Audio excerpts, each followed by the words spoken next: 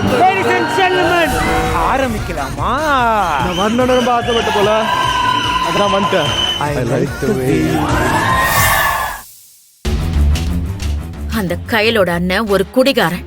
அவ தங்கச்சி கல்யாணத்துக்கு முன்னாடியே வேற ஒருத்தன் கூட தப்பான உறவுல இருந்து கர்ப்பமா இருந்தவன். அந்த காரணத்தை வச்சு மிரட்டியே ஒரு பணக்கார குடும்பத்து பையனை கல்யாணம் பண்ணி அந்த குடும்பத்தையும் ஒண்ணு இல்லாம ஆக்கிட்டான். இன்னும் அந்த குடும்பத்தை பத்தி எவ்வளவு கேவலமா சொல்ல முடியுமோ சொல்லலாம். அது எல்லாத்துக்கும் அவங்க தகுதியானவங்க தான். அந்த பொண்ணை பத்தியும் அவ குடும்பத்தை பத்தியும் தெரியாம அவளோட நடிப்புல ஏமாந்து என் புள்ள அவளை கல்யாணம் பண்ணிக்கிட்டான். நான் எவ்வளவோ தடுத்து பார்த்தேன். அவங்கள பத்தி எனக்கு தெரிஞ்சதால எப்படியாவது என் புள்ளைய அவங்க கிட்ட இருந்து பாதுகாக்கணும்னு நினைச்சேன். ஆனா என்ன மீறி என் புள்ள அவளை கல்யாணம் பண்ணிக்கிட்டான். நான் எதுக்காக அவளை கல்யாணம் பண்ணிக்க வேணாம்னு சொல்லி தடுத்தனோ கடைசியில இப்போ நான் பயந்த மாதிரி ஆயிடுச்சு. என் புள்ள எங்க போனா அவனுக்கு என்ன ஆச்சுன்னே தெரியல மேடம். எனக்கு இருக்கிறது ஒத்த புள்ள. அவனை என்கிட்ட இருந்து பிரிச்சதும் இல்லாம இப்ப அவன் உயிரோட இருக்கானு கூட தெரியல. என் பிள்ளைக்கு எதுவும் ஆயிருக்க கூடாதுன்னு நம்புறேன். அவனுக்கு என்னாச்சுன்னு கண்டுபிடிச்சு நீங்க தான் எனக்கு அவனை மீட்டு கொடுக்கணும். அவங்க மேல சந்தேகம் இருக்குன்னு சொல்றீங்களே, அதை பத்தி அந்த பொண்ணுகிட்ட கேட்டீங்களா? கேட்ட மேடம். அவங்க கிட்ட கேட்டா என் பிள்ளைய காணும்னு அவங்களுக்கு எதுவும் தெரியாதுன்னு சொல்றாங்க. அந்த கையிலுக்கும் என் பிள்ளைக்கு ஏதோ பிரச்சனைன்னு சொல்றாங்க. அந்த பிரச்சனைக்கு பின்னாடி இருக்கிற காரணம் என்னன்னு கூட என்னால சொல்ல முடியும். என்ன காரணம்னு நினைக்கிறீங்க? என் புள்ள ரொம்ப இன்னசென்ட்.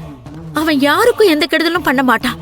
ஆனா அந்த கயல் வேற ஒருத்தன் கூட தொடர்புல இருக்கா. அந்த விஷயம் என் பிள்ளைக்கு தெரிஞ்சிருக்க. கோவப்பட்டு ஏன் இப்படி பண்றேன்னு கேட்டிருக்கான். அதனாலதான் அவ என் பிள்ளைய ஏதோ பண்ணிட்டாளோன்னு சந்தேகமா இருக்கு மேடம். நீங்க சொல்றதெல்லாம் உண்மையா? நான் எதுக்காக போய் சொல்லணும்? நான் சொல்றதெல்லாம் உண்மை. என் பிள்ளைய அவகிட்ட இருந்து எப்படியாவது காப்பாத்துங்க. அவனுக்கு என்ன ஆச்சுன்னு நீங்க தான் விசாரிக்கணும். அவனை கண்டுபிடிச்சு கொடுங்க. என் பிள்ளைய நினைச்சா எனக்கு ரொம்ப பயமா இருக்கு. ஓகே மேடம், நீங்க எதுவும் டென்ஷன் ஆகாதீங்க. நான் என்ன ஏதுன்னு விசாரிக்கிறேன். கான்ஸ்டபிள் மேடம் கம்ப்ளைண்ட் எழுதி வாங்கிக்கோங்க. சரிங்க மேடம். மேடம் நீங்க எதுவும் கவலைப்படாதீங்க. இந்த கேஸை இமிடியேட்டா விசாரிக்கிறேன். மேடம், நீங்க நினைக்கிற மாதிரி அந்த கையில் சாதாரண ஆள் கிடையாது. கொஞ்சம் கவனமா நீங்க அவளை ஹேண்டில் பண்ணணும். இல்லனா என் புள்ள காணாம போனதுக்கு எந்த சம்பந்தமும் இல்லைன்னு சொல்லி நடிச்சு தப்பிச்சிருவான். அதை நம்பி நீங்களும் விட்டுறாதீங்க. மேடம் நாங்க பாத்துக்கிறோம்.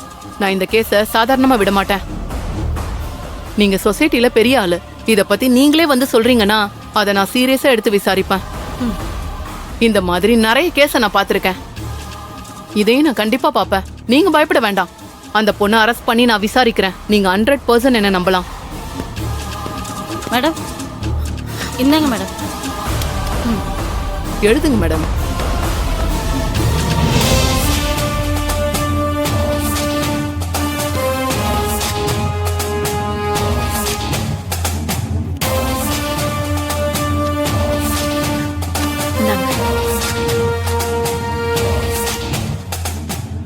நீங்க தைரியமா போங்க மேடம். நாளைக்கே இதை நான் விசாரிக்கிறேன். அடியே கயல், செத்தடி நீ. இதுக்கப்புறம் நீ என்ன ஆக போறன்னு மட்டும் பாரு.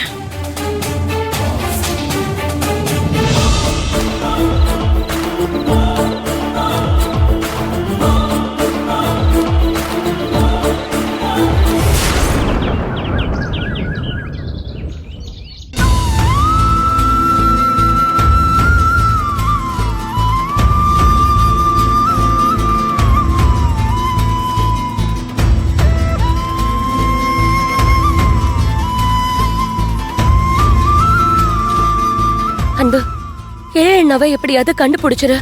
நேத்துல இருந்து அண்ணி அண்ணாவை நினைச்சு தூங்கவே இல்ல. அழுதுகிட்டே இருக்காங்க.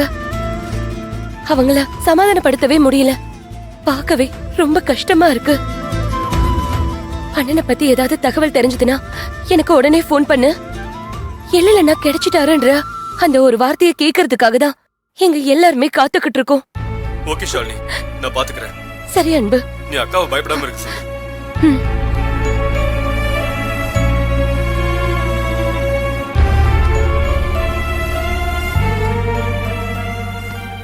ஷாலினி, அன்பு என்னமா சொன்னா? மாப்பிளைய தேடுறதுக்கு போனானே, ஏதாவது தகவல் தெரிஞ்சுதாமா? இல்ல, அவரோட சீனியர் ஆபீசர் ஏதோ வேலை விஷயமா திடீர்னு வர சொல்லிட்டாராம். அத கால் பண்ணாரு. அவரும் அன்அபிஷியலா அண்ணாவை தேடுன்னு தான் சொல்லிருக்காரு. எப்படியாவது மாப்பிள்ளை கிடைச்சிட்டா போதும். அதை விட வேற எதுவும் எனக்கு தேவையில்லை. என் பொண்ணு கையில இந்த மாதிரி என்னால பார்க்க முடியல. அம்மா கவலைப்படாதம்மா. அதான் ஷாலினி சொல்றாள்ல, அன்புதான் எழில் மாமாவை தேடுறேன்னு சொல்லிருக்கான்ல, அவன் பாத்துப்பாமா. நீங்க வருத்தப்படாதீங்க.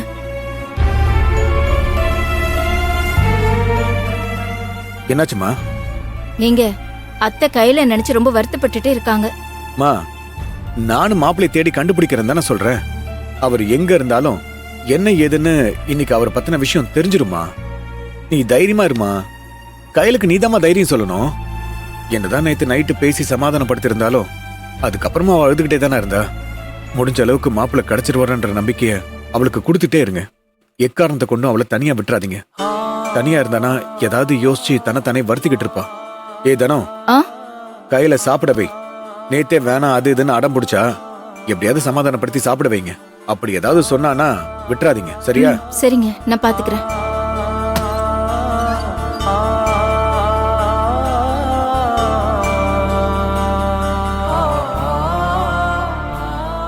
காஃபி போட்டு தரவா?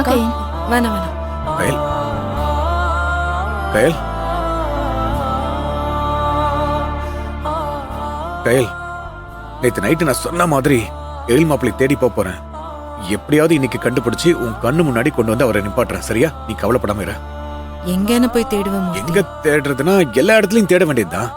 எங்க இருந்தாலும் அவர் இந்த ஊருக்குள்ள தானே இருக்கணும். அதனால நம்ம கண்ணில் படாம அவரால் இருக்க முடியுமா என்ன?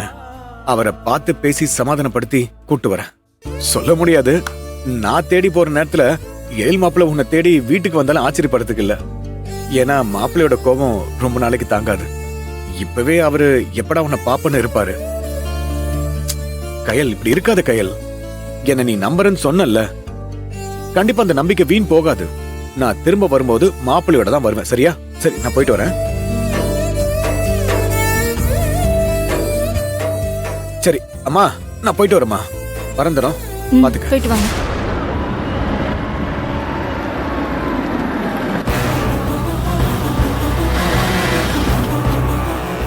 போலீஸ் ஜீப் வந்திருக்கு. அன்பு ஏதாவது வந்திருக்கானா? இல்ல மாமா, அன்புகிட்ட இப்பதான் பேசினேன். அவர் வேலை விஷயமா வேற ஏதோ ஸ்டேஷன் போயிருக்கேன்ல சொன்னாரு.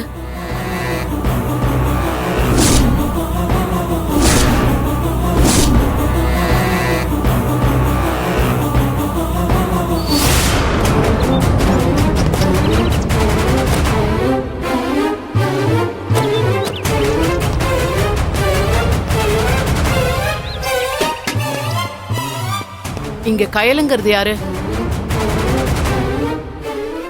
நான் தான். என்ன விஷயம்? எங்கம்மா உன் புருஷன்?